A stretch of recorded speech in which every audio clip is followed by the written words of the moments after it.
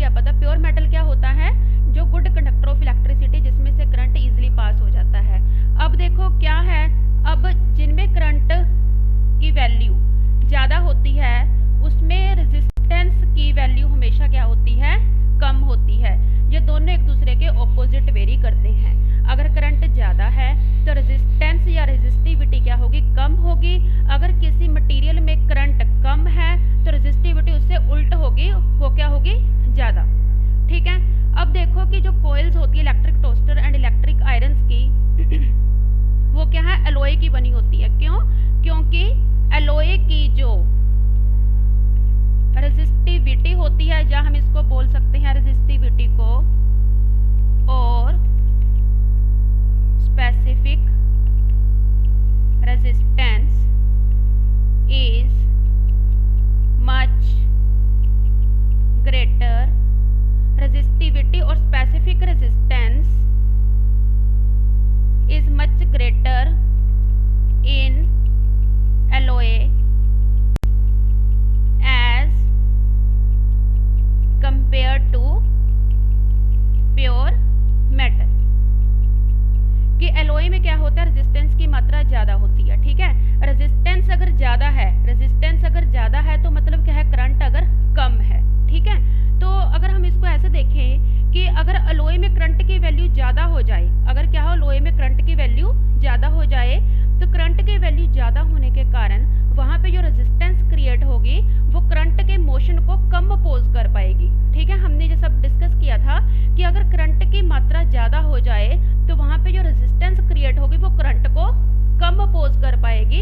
अगर रेजिस्टेंस कम अपोज कर पाएगी किसी करंट को तो इसका मतलब क्या है कि यहाँ पे जो एलॉय में करंट की मात्रा बढ़ जाएगी। करंट की मात्रा बढ़ने के कारण जो इलेक्ट्रिक टोस्टर होंगे एंड इलेक्ट्रिक आयरन होंगे उनकी प्लेट सड़ सकती है।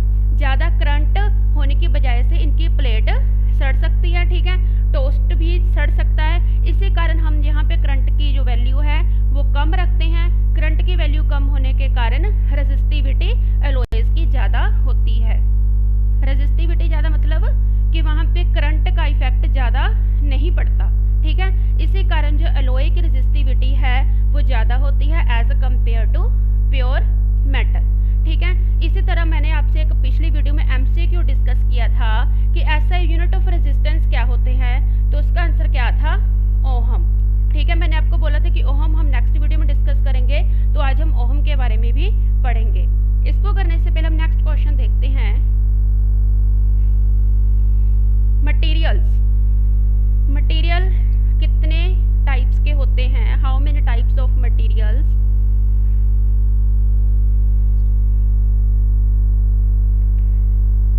थ्री टाइप्स ऑफ मटेरियल के बारे में पढ़ेंगे। Three types. फर्स्ट है कंडक्टर। फर्स्ट क्या है, कंडक्टर। सेकंड है सेमीकंडक्टर। सेमीकंडक्टर आपके सिलेबस में सेमीकंडक्टर है नहीं, वैसे बता देती हूँ क्या है सेमीकंडक्टर।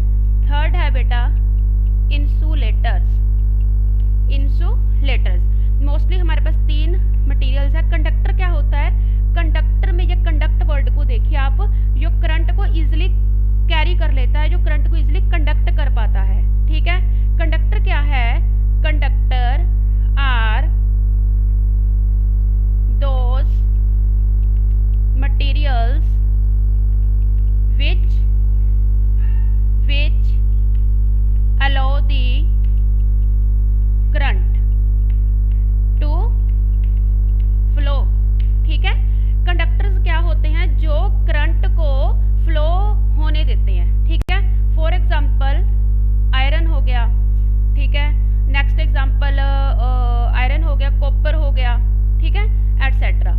ये क्या है, गुड कंडक्टर ऑफ इलेक्ट्रिसिटी। इनको हम कंडक्टर भी बोलते हैं क्योंकि इनमें से करंट इजीली पास हो जाता है। कॉपर वायर्स, कॉपर से रिलेटेड आपकी एग्जांपल होगी कॉपर वायर्स, क्योंकि जो हमारे घरों में मोस्टली वायर यूज की जाती है करंट को पास करवाने के लिए, तो वो मोस्टली कौन सी वायर्स होती हैं, कॉपर वायर। तो इसी कारण इनको हम बोलते हैं conductor.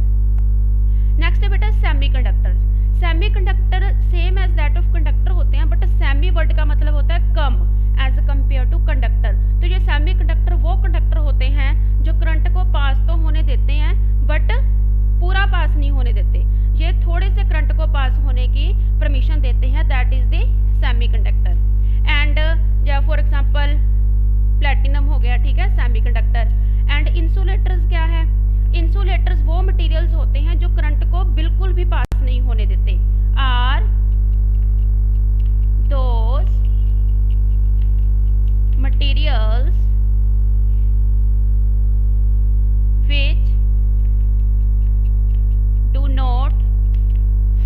which do not carry the current। Insulators वो सब्सटेंसेस या वो मटेरियल्स होते हैं जिनके बीच में से करंट बिल्कुल भी कैरी नहीं होता। फॉर एग्जांपल इंसुलेटर की एग्जांपल क्या होगी? वुड, ठीक है, वुड हो गया, प्लास्टिक, रबड़ एटसेट्रा। ये चीज़ें क्या है? इंसुलेटर्स बोलते हैं हम इनको, जिनमें से करंट बिल्कुल भी पास नहीं होता। तो ये थे हमारे 3 तरह के मटेरियल। एक हमारा फोर्थ मटेरियल एक और है, ठीक है, जिसके बारे में आपने ऑलरेडी पढ़ लिया था, उसका नाम है रेजिस्टर्स, ठीक है। वैसे मोस्टली 3 टाइप्स के मटेरियल्स है। एक है रेजिस्टर्स। रेजिस्टर्स क्या होते हैं? रेजिस्टर जो वर्ड है वो रेजिस्टेंस से ही आया है हमारे पास, ठीक है। रेजिस्टर वर्ड है वो रेजिस्टेंस से ही आया है। रेजिस्टेंस क्या करता था? अगर करंट ज़्यादा था वो उसके मोशन को अपोज करता था, ठीक है। रेजिस्टर भी सेम ही है क्योंकि same as that of the resistant term. तो रेजिस्टर की डेफिनेशन होगी which oppose the flow of the current, ठीक है।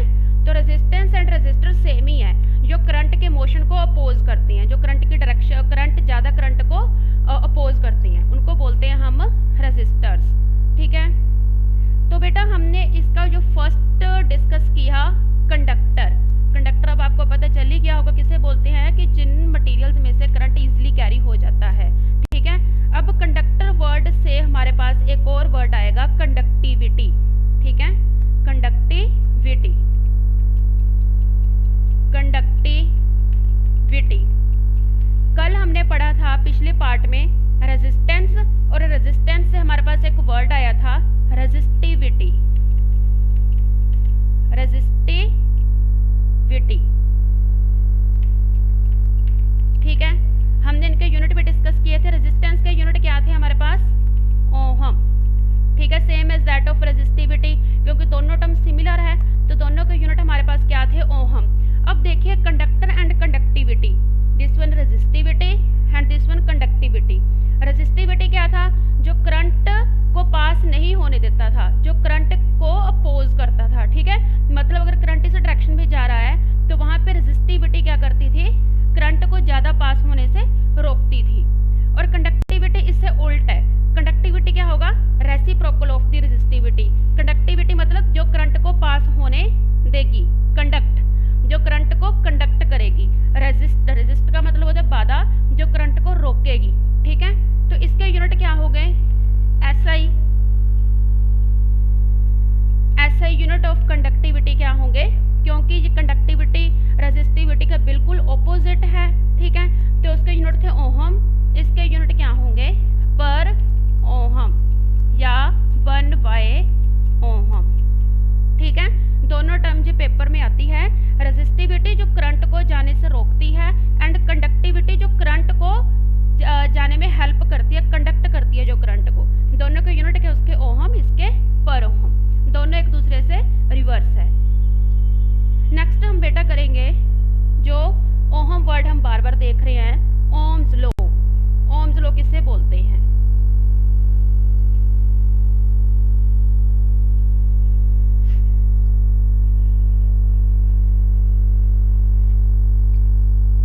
Most important question, Ohm's law.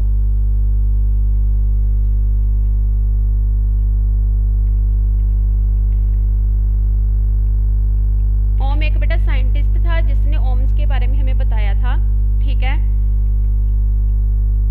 कल जो मैंने एक डायग्राम बनाया था, आप उसके लिए पिछली वीडियो को देख लेना जरूर, ठीक है। हमने उसमें क्या किया था कि एक मटेरियल था हमारे पास, कंडक्टर था। कंडक्टर का मतलब कि जो करंट को कंडक्ट करता था, उसमें हमने एक बैटरी लगाई थी। बैटरी का क्या मतलब था, पॉजिटिव और नेगेटिव साइड जिसकी दो, और वो क्या करती थी, वोल्टेज को अप्लाई करती थी। जितनी ज़्यादा वोल्टेज होगी, ठीक है, अगर मतलब हमने यहाँ पे बैटरी 9 वोल्टेज की लगाई है तो उसके हिसाब से करंट भी ज़्यादा जाएगा इस मटेरियल को। अगर हमने बैटरी 6 वोल्टेज की लगाई है तो उसके हिसाब से इसको करंट भी उतना ही जाएगा। मीन्स क्या है कि जितना ज़्यादा वोल्टेज उतनी ज़्यादा करंट, जितनी ज़्यादा वोल्टेज उतनी ज़्यादा करंट, ठीक है। तो ये था। अब ओम्स लॉ भी इस पे ही थोड़ा सा बेस्ड है कि अगर हम किसी मटेरियल को वोल्टेज ज़्यादा देंगे तो उसके हिसाब से वो उस पर कैसे लाई करेगा, डायरेक्टली प्रोपोर्शनल। डायरेक्टली प्रोपोर्शनल का मैंने आपको मतलब पिछली वीडियो में डिस्कस किया था कि अगर वोल्टेज ज़्यादा है तो करंट भी ज़्यादा, अगर वोल्टेज कम है तो करंट भी कम। तो इसको हम दे देते हैं इक्वेशन नंबर 1। तो ओम्स लॉ के अकॉर्डिंग डेफिनेशन क्या हुई, वोल्टेज को, इसको हम क्या बोलते थे पिछले टर्म में, पोटेंशियल डिफरेंस। ब्रैकेट में हम लिख लेते हैं वोल्टेज, पोटेंशियल डिफरेंस या voltage is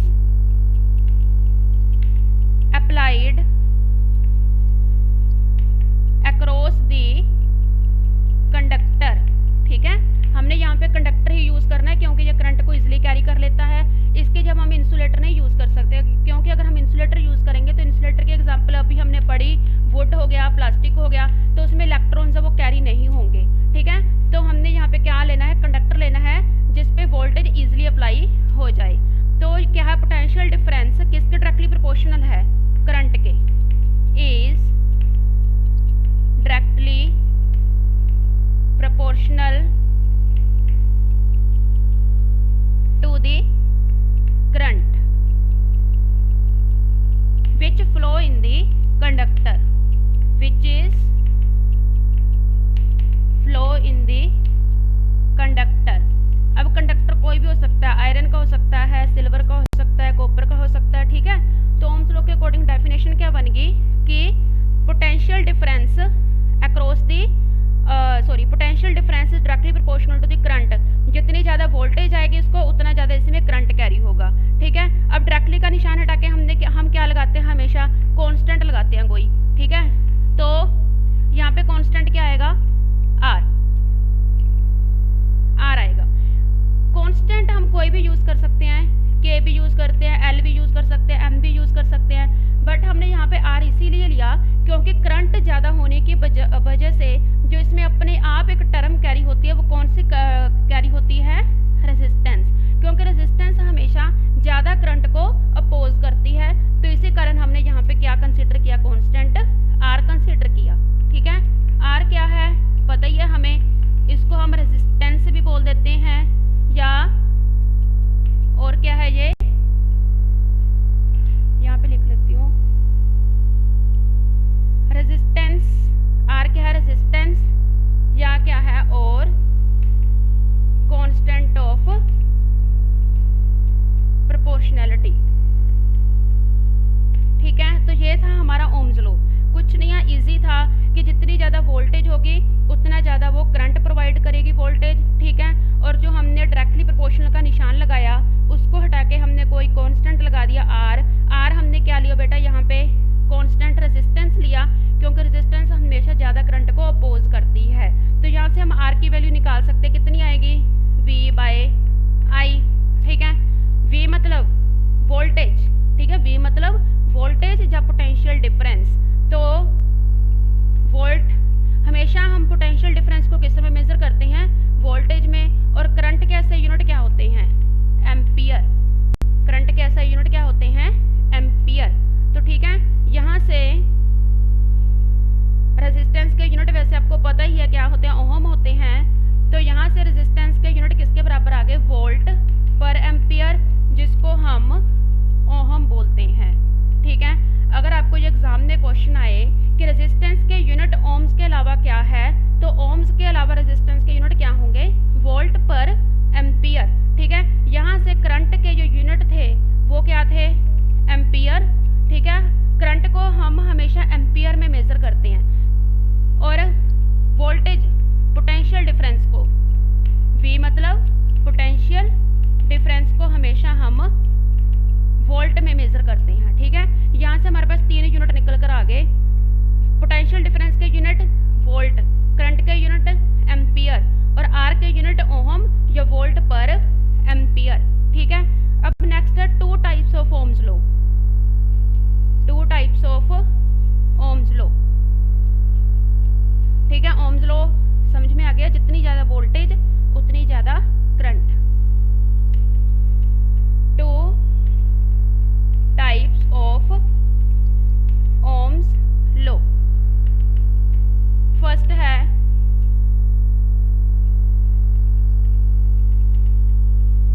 ohmic device,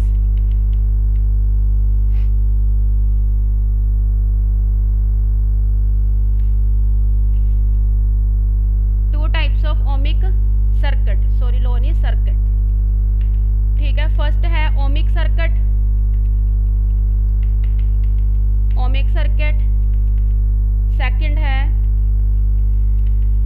non ohmic circuit. Simple सी बात है, ओमिक सर्किट किसे बोलेंगे? जो सर्किट ओम्स लॉ को ओबे करेगा। ठीक है, उसे हम बोलेंगे ohmic circuit. This circuit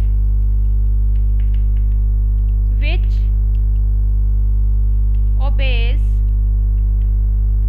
the Ohm's law। यहाँ हम इसे ऐसे ही बोल सकते हैं, the materials which obeys the Ohm's law। जो मटेरियल ओम्स लॉ को ओबे करेंगे उनको हम बोलेंगे ohmic circuit. And non ohmic किसे बोलेंगे? Non ohmic. The materials which do not obeys the Ohm's law। Simple. ठीक है, वो मटेरियल जो ओम्स लॉ को ओबे करेंगे, ठीक है, उनको हम बोलेंगे ओमिक सर्किट। नॉन मतलब जो ओम्स लॉ को कैरी नहीं करेंगे उनको हम बोलेंगे नॉन ओमिक सर्किट। इसके लिए एक इम्पोर्टेंट टर्म है, टर्म नहीं हम बोल सकते हैं, क्वेश्चंस बोल सकते हैं कि इसके रिलेटेड ओम्स लॉ के रिलेटेड हमारा क्या है? Experimental verification.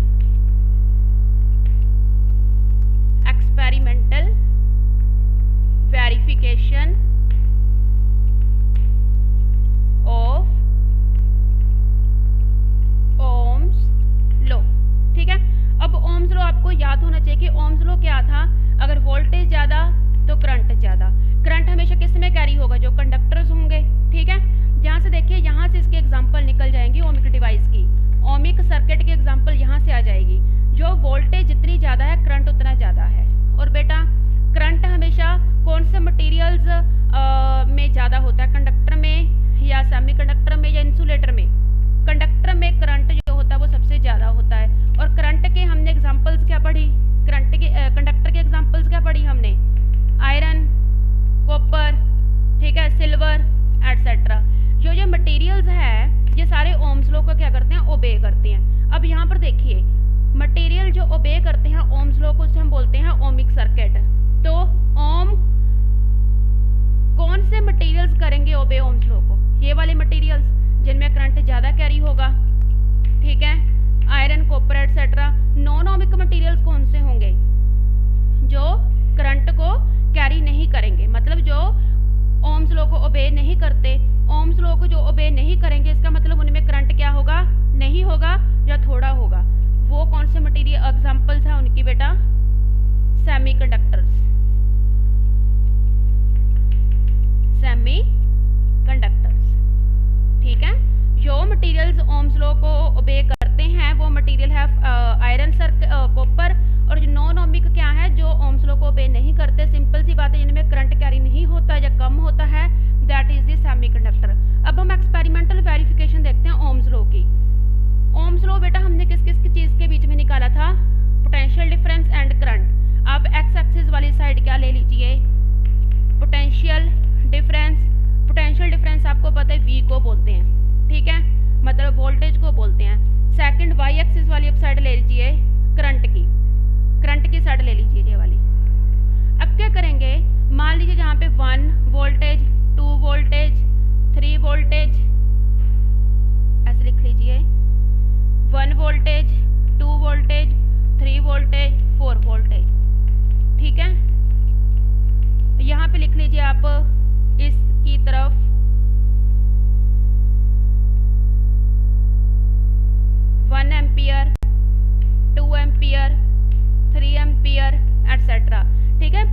डिफरेंस को हम हमेशा वोल्टेज में लेते हैं और करंट को हमेशा हम एम्पियर में लेते हैं, जिस कारण 1 ampere, 2 ampere, 3 ampere.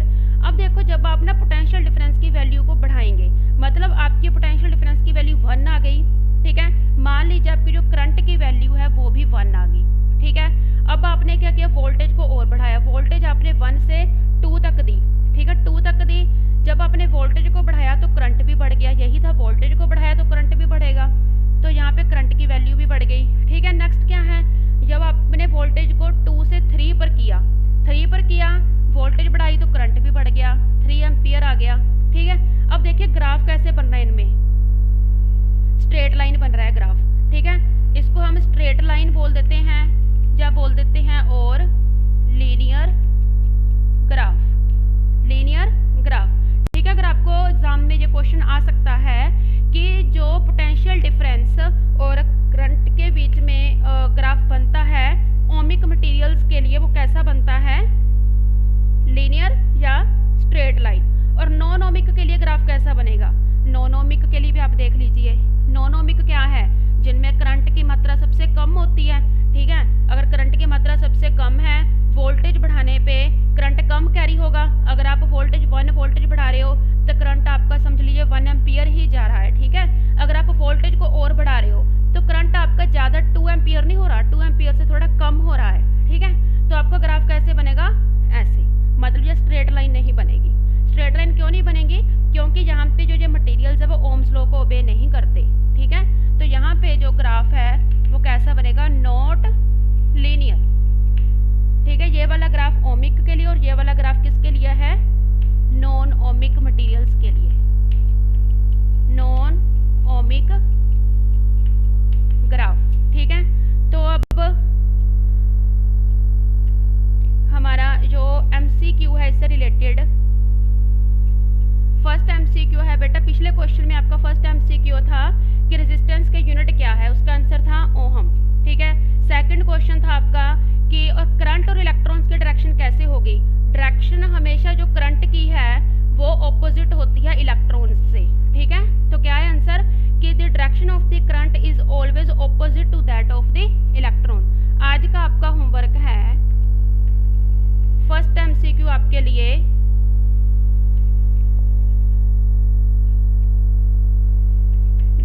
SI,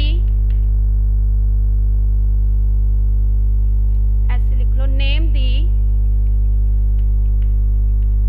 physical quantity, name the physical quantity whose SI unit is volt per ampere, ठीक है। फर्स्ट एमसीक्यू ये वाला हो गया। सेकंड है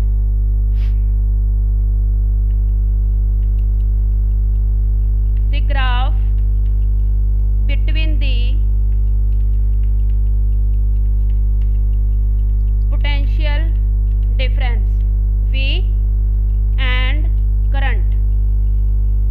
करंट और पोटेंशियल डिफरेंस के बीच में ग्राफ कैसा होगा, कौन सा मटेरियल के लिए, फॉर ओमिक डिवाइस, ठीक है। ओमिक डिवाइस के लिए